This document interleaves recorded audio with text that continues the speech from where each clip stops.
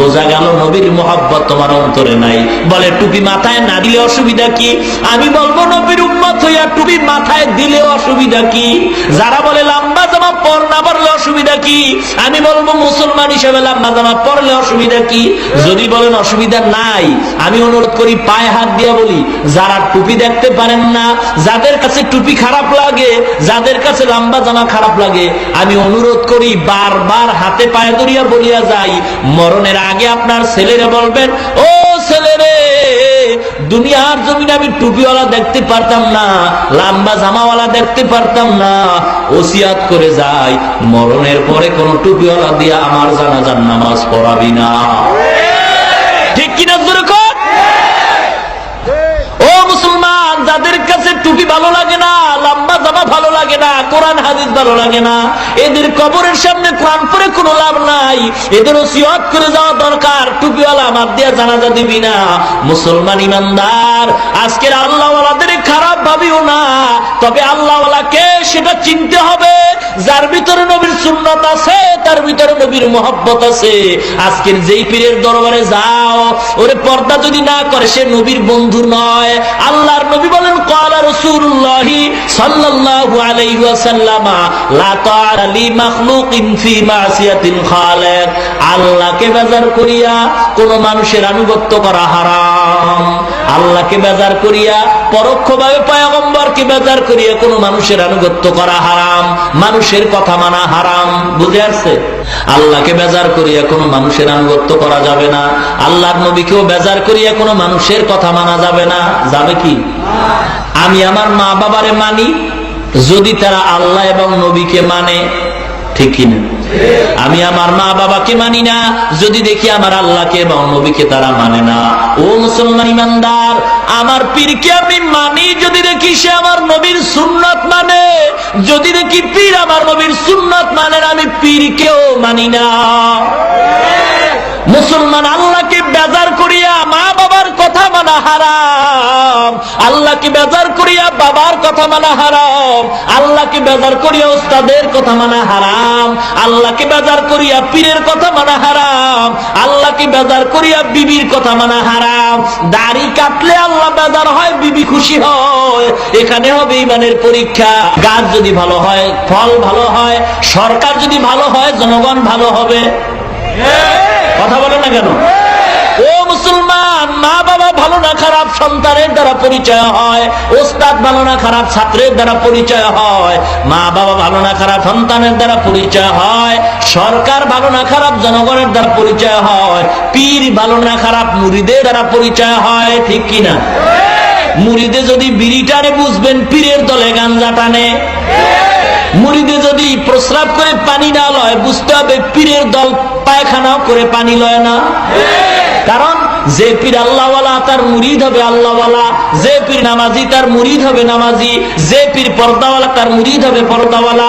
কেউ যদি প্রশ্ন করে পীর তো ভালো মুরিদ ভালো না হইলে দোষ কার? অবশ্যই পীরের দোষ, অবশ্যই পীরের দোষ, অবশ্যই পীরের দোষ। কারণ পীর যদি আল্লাহওয়ালা হয় আর যদি দেখে মুরিদ নামাজ পড়ে না, দায়িকা বলবে নামাজ পড়ো, কয় না পড়ি না, আল্লাহর ওলি বলবে বেয়াদব, তাড়াতাড়ি দূর হ, তোর মতো বেনামাজি মুরিদ আমার দরকার নাই। ও মুসলমান ইমানদার, নবীর সুন্নাত যার ভিতরে আছে তার ভিতরে নবীজির মোহাব্বত আছে, যার ভিতরে নবীর মোহাব্বত আছে তার ভিতরে আল্লাহর ভালোবাসা আছে। ঠিক কি না?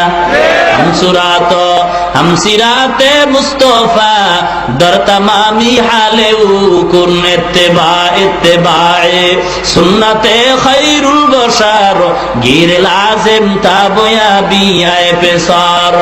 ও মুসলমান ইমানদার, আজকের মাদ্রাসায় কোরআনের তেলাওয়াত করা হয়, আলেম তৈরি করা হয়, এই মাদ্রাসায় পড়িয়া হাফিজি হুজুর তৈরি হয়েছেন, এই মাদ্রাসায় কোরআন হাদিস পড়ার দ্বারা আলেম তৈরি হয়।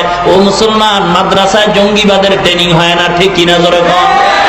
এই মাদ্রাসার ভিতরে কমিটি আছে, কমিটির ভিতরে আওয়ামী লীগ, বিএনপি, জাতীয় পার্টির দলের লোক আছে না নাই? কোন মাদ্রাসায় জঙ্গিবাদের ট্রেনিং হয় তোমার দলের লোকে জিজ্ঞাসা করলেই তো খবর পাও, না জিগাইয়া কেন অপবাদ দাও? বোঝা গেল উদ্দেশ্য তোমার ভালো না। ঠিক কিনা জোরে কর? ও মুসলমানের দল, হুঁশিয়ার হয়ে যাও। আল্লাহওয়ালাদের সঙ্গে বেয়াদবি চলবে না। এই কোরআনের বিরুদ্ধে কেউ কথা বলে টিকতে পারে নাই, কিয়ামত পর্যন্ত কেউ টিকতে পারবে না। বাবা, আমাদের ক্ষমতায় যারা এখন বসা আছেন এরা আমাদের সম্মানের পাত্র, আমরা তাদের সম্মান করি, শ্রদ্ধা করি, ভক্তি করি, তবে ভয় করি না, ঠিক কিনা? আমাদের ক্ষমতায় যারা আছেন আমাদের মাথার তাজ, সম্মানের পাত্র, ভক্তি করি, শ্রদ্ধা করি। ও মুসলমান, কখন দেখবো যদি ইসলামের মহব্বতে মক্কায় গিয়া হজ করেন এবং মহব্বতের সাথে মুসলমানদের উপরে মাথায় হাত বুলায় সম্মান করেন? ও মুসলমান ইমানদার, দুঃখ আজকের ইহুদি খ্রিস্টানরা কোরআনের বিরুদ্ধে কথা বলার সাহস পায় না।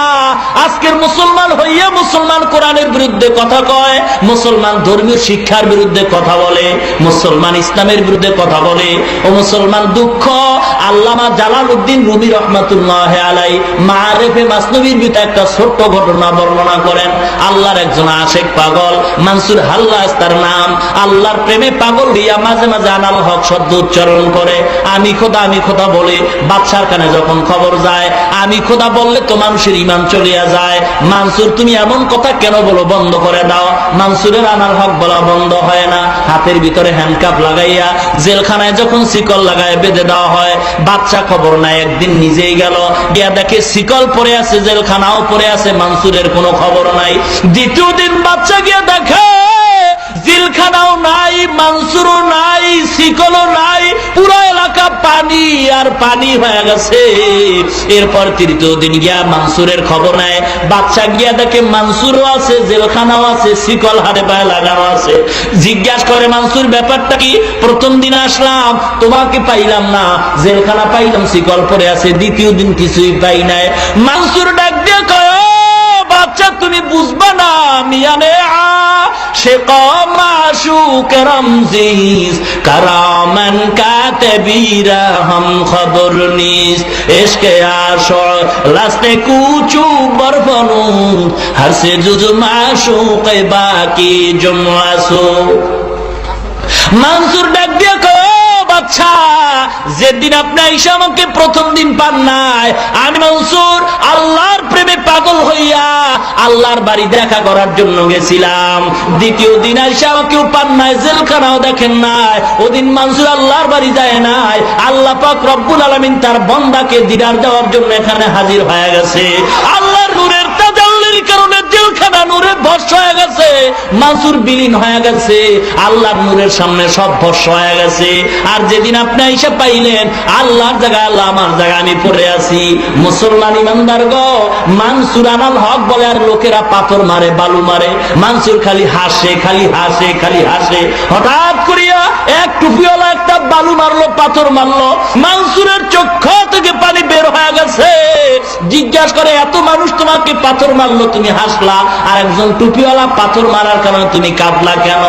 মানসুর চোখের পানি ছেড়ে বলে, ও ভাই গো, এত মানুষ যে আমাকে পাথর মারলো, ওরা আমাকে চিনে না। যেই টুপিওয়ালা আমাকে মারলো, টুপিওয়ালা জানে আমি মানসুর কেমন আল্লাহর গোলাম। ওই টুপিওয়ালা কেন আমারে গালি দিল? ও মুসলমান, আজকের দুঃখ, ইহুদিরা কোরআনের বিরুদ্ধে কথা বলবে, দুঃখ লাগবে না। খ্রিস্টানরা ইসলামের বিরুদ্ধে কথা বলবে, দুঃখ লাগবে না। কিন্তু মুসলমানের ঘরে জন্ম নিয়া মুসলমান হইয়া যদি কোরআনের বিরুদ্ধে কথা বলে, এটাই হলো দুঃখের ব্যাপার।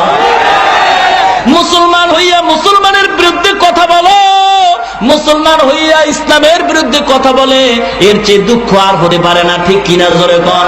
মুসলমান ইমানদারেরা, এজন্য আল্লাহ পাক বলে, নবীর সুন্নাত মানো, নবীর মহব্বত অন্তরে ঢুকাও। আল্লাহর নবীর চেয়ে বড় মুর্শিদ, বড় পীর, বড় মুফাসসির আর জগতে কেউ নাই। ও মুসলমান ইমানদার, আজকের মানুষ কত পাগল হয়ে গেছে। দরবারে যায় গরু নিয়া, শাড়ি আর লঙ্গি পরাইয়া, তাও গাড়িতে যায় না, হাইটা যায়, সওয়াব বেশি হবে। আবার গিয়ে কর, দেখছো আমগো বাবার দরবারে এত গরু হয়, অন্য পীরের দরবারে এত মানুষও নাই। গরুর লগে মানুষের মিলেছে, কেমন গরু? আল্লাহওয়ালারা মানুষ তালাশ করে না, মানুষে আল্লাহওয়ালাদের তালাশ করে। আর যারা ভণ্ড, ওরা মানুষ তালাশ করে দল ভারী করার জন্য।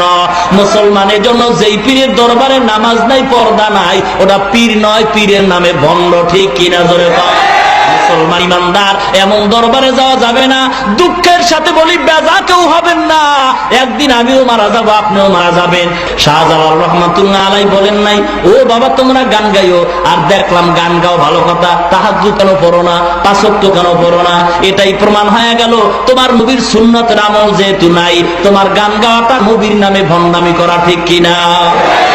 ও মুসলমান ইমানদার, এর জন্য সঠিক পথে নবীর সুন্নাত মাইনা আল্লাহর মুহাব্বত অন্তরে জমা করিয়া আল্লাহর ওলি হইয়া খাঁটি একজন আল্লাহওয়ালার সংস্পর্শে যাইয়া আমলকে পরিশুদ্ধ করিয়া ঈমানকে পরিপূর্ণ করিয়া আল্লাহ পাক সবাইকে কবরে যাওয়ার তৌফিক দান করেন। আমিন। ওয়া আখিরু দাওয়ানা।